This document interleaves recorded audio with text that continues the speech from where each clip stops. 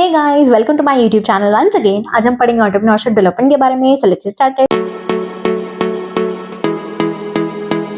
सबसे पहले हम देखते हैं मीनिंग। ठीक है, it is a programme conducted to develop entrepreneurial skills and skills slash abilities कर लेना यहाँ पे। ठीक है जी, इन अ पर्सन। बेसिकली एक ऐसा प्रोग्राम जहां पे आप कंडक्ट करते हो एक प्रोग्राम जहां पे आपका मेन मोटिव होता है कि सामने वाले की स्किल्स को डेवलप करना है, सामने वाले की एबिलिटीज को डेवलप करना है। ठीक है जी, यहाँ पे जर्नली क्या है, एक एग्जांपल ले लेते हैं। जैसे मान लो एक ट्रेनर है, वो ट्रेन कर रहा है ट्रेनी को। ठीक है जी, वो ट्रेन कर रहा है, तो किस तरीके से आप उसके अंदर स्किल्स लेकर आओगे, एबिलिटीज लेकर आओगे, उसको जान पहचान करवाओगे हर एक चीजों से, एनवायरमेंट से, वो ये है उस बारे में। ठीक है जी, वो प्रोग्राम। अब इसमें क्या है, फॉर एग्जाम्पल आप ये मान के चलो एक स्टूडेंट है, कॉलेज स्टूडेंट है, उसको बेकरी खोलनी है, पर उसको ये नहीं पता किस तरीके से फाइनेंस जो सोर्सेज हैं वो लेकर आने हैं, क्या कितनी लेबर रखनी चाहिए। ठीक है जी, कितना स्टाफ होगा, किस तरीके से पैसा खर्च होना चाहिए, क्या होना चाहिए, कितने रॉ मटेरियल्स चाहिए, मशीनरी कौन सी चाहिए, कुछ भी नहीं पता। ठीक है, रॉ है बिल्कुल। अब वहां पे एक ट्रेनर आया, उसने बिठाया और उसने बोला देख सुन, ये चीज ऐसे कर, वो चीज वैसे कर, उसको समझ में आ गई। तो ये प्रोग्राम है। ठीक है, ये डेवलपमेंट प्रोग्राम होता है, एंटरप्रेन्योरशिप डेवलपमेंट प्रोग्राम, ईडीपी। ठीक है जी, अब बात करते हैं ऑब्जेक्टिव के बारे में। इस प्रोग्राम का ऑब्जेक्टिव यही होता है कि डेवलप द मोटिवेशन, जो सामने वाला पर्सन है, ठीक है, जो आपके पास बेसिकली उस प्रोग्राम को अटेंड कर रहा है ना, जो ट्रेनिंग ले रहा है, उसके अंदर मोटिवेशन आनी चाहिए। ठीक है, उसको समझ आनी चाहिए, जो फेलियर से डरता है ना, उसके अंदर अब मोटिवेशन आनी चाहिए कि कोई बात नहीं, मैं कोई चीज नहीं स्टार्ट करूंगा। नेक्स्ट आता है आपके पास develop the skills and qualities. ये ऑब्जेक्टिव ही रहता है इस प्रोग्राम का कि अगर कोई ट्रेनिंग आपसे ले रहा है तो उसकी जो स्किल्स है उसको आप एनहांस करो। कम्युनिकेशन स्किल्स अच्छे हैं, उसके अंदर लीडरशिप क्वालिटी है। जैसे फॉर एग्जाम्पल आप ट्रेनिंग दे रहे हो किसी को, ग्रुप डिस्कशन आप उसमें हो रही है। ठीक है जी, केस स्टडी सॉल्व हो रही है, तो अपने आप ही जो सामने वाला है उसमें लीडरशिप स्किल्स आएंगी। ठीक है जी, नेक्स्ट आता है आपके पास एनालिसिस ऑफ बिजनेस अपॉर्चुनिटीज। यानी कि इस प्रोग्राम में ये बताया जा रहा है, सिखाया जाता है कि इसका मेन ऑब्जेक्टिव ये रहता है कि हम ये सिखाएं कि सामने वाले को कि कैसे बिजनेस अपॉर्चुनिटी को क्रैक करना है, किस तरीके से आप फाइंड आउट करेंगे कि हाँ अपॉर्चुनिटी बनती है, यहाँ पे अगर मैंने कुछ खोल लिया तो मैं राजा बन जाऊंगा। ठीक है, नेक्स्ट आता है एक्वायर द मैनेजरियल स्किल्स। यहाँ पे सिखाया जाता है कि किस तरीके से आपको चीजों को हैंडल करना है, डिसीजन मेकिंग करना है, स्टाफिंग, डायरेक्टिंग, कंट्रोलिंग वगैरह, ये सब चीजें आपको करनी है। ठीक है जी, next is select and formulate the project. अब ये इसमें यही ऑब्जेक्टिव है इस प्रोग्राम का कि ये सिखाना कि किस तरीके से आपको प्रोजेक्ट को सिलेक्ट करना है। ठीक है जी, कौन सा प्रोजेक्ट फिजिबल है, कौन सा नहीं है, किसमें प्रॉफिट होगा। देन इन्वेस्टमेंट, मतलब बेसिकली कौन सा प्रोजेक्ट को सिलेक्ट करके उसमें इन्वेस्टमेंट करनी है और उसको फॉर्मुलेट कैसे करना है। ठीक है, उसको बनाना कैसे है। ठीक है जी, नेक्स्ट आपके पास आता है अंडरस्टैंड द सपोर्ट सिस्टम। ये समझाना गवर्नमेंट की स्कीम्स के बारे में, एमएसएमई रजिस्ट्रेशन के बारे में, कोई भी अदर जो स्कीम्स है या सपोर्ट सिस्टम्स है उसके बारे में समझाना, बैंक लोन किस तरीके से लेना है, क्या क्या और चीजें हैं, ये सब चीजें समझाना।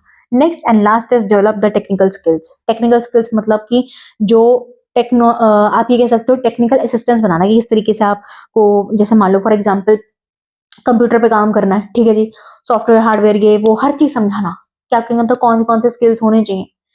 ठीक है जी, एंड नेक्स्ट आता है phases of EDP. Phases of EDP में सबसे पहला आता है pre training, second is training, third is which is post training. Pre training क्या होता है? ठीक है जी, इसमें एक ऐसा फेज जहां पर कैंडिडेट चूज किए जाते हैं, उनका पूरा सिलेबस डिसाइड किया जाता है उस प्रोग्राम का, एंड देन उसके बाद ट्रेनर जो है वो रखा जाता है, सिलेक्ट किया जाता है। ठीक है जी, इसमें फॉर एग्जांपल 20 कैंडिडेट्स हैं, देन उसके बाद ट्रेनर रख दिया गया है, उसको सब कुछ बताया जाएगा किस तरीके से किसको हैंडल करना है, कैसे करना है। ये प्री ट्रेनिंग है, इसमें ट्रेनिंग शुरू नहीं गई। ट्रेनिंग में क्या होता है, एक्चुअल मार्केट लाइफ जो रियलिटीज हैं उससे एक पर्सन को रूबरू मिलवाया जाता है। यानी कि सर्वे करो, रिसर्च करो, एनालाइज करो, अपॉर्चुनिटीज कनेक्ट करो, मतलब उनको मार्केट में भेजा जाता है और बोला जाता है कि देख कर आओ कि क्या डिमांड का क्या चल रहा है, क्या नहीं चल रहा। बेसिकली इस तरीके से उनको ट्रेनिंग दी जाती है। ये बात देखो, सर्वेज करो, डिमांड को फोरकास्ट करो। ठीक है जी, एंड पोस्ट ट्रेनिंग में क्या है, अगर कोई प्रॉब्लम्स है वो सॉल्व किया जाता है। ठीक है जी, हेल्प की जाती है, कोई दिक्कत आ रही है उस चीज में, और इवेल्युएट किया जाता है कि या जो ट्रेनिंग दी गई है उसके अकॉर्डिंग जो पर्सन है, ठीक है जी, क्या वो उतना समझ पा रहा है, क्या वो चीजें डेवलप कर पाया, क्या उसके अंदर वो स्किल्स आए या नहीं आए। ठीक है जी, नेक्स्ट आता है आपके पास इंपॉर्टेंस ऑफ ईडीपी। यहाँ पे एम्प्लॉयमेंट जनरेशन, आप ये देखो, अगर ये प्रोग्राम हो रहा है, ट्रेनर जो है वो ट्रेनी को वो कर रहा है, ठीक है, ट्रेन कर रहा है। अब ट्रेनी ट्रेन हो गया, उसने क्या किया, मान लो 10 ट्रेनर थे, ठीक है, 10 ट्रेनी थे, सॉरी, उन्होंने क्या किया, अपने अपने बिजनेस खोले जैसे भी, और हर एक ट्रेनी ने दो दो लोग अपने अंडर रखे, वर्कर। यानी कि 2 मल्टीप्लाई बाई 10, 20 लोग काम कर रहे हैं। समझ में आया? तो 20 लोगों की इंप्लॉयमेंट जनरेशन हुई। ठीक है जी। नेक्स्ट आता है कैपिटल फॉर्मेशन। पैसा, इसमें ये सिखाया जाता है कि पैसे को आइडल ना रखो, क्योंकि देखो आज जो पैसे की अमाउंट है, जो कीमत है, ठीक है, कल क्या होगी ये चीज ध्यान रखना। जैसे यानी कि ये समझो आज जो पैसा है ना, कल उसकी वैल्यू अलग होगी।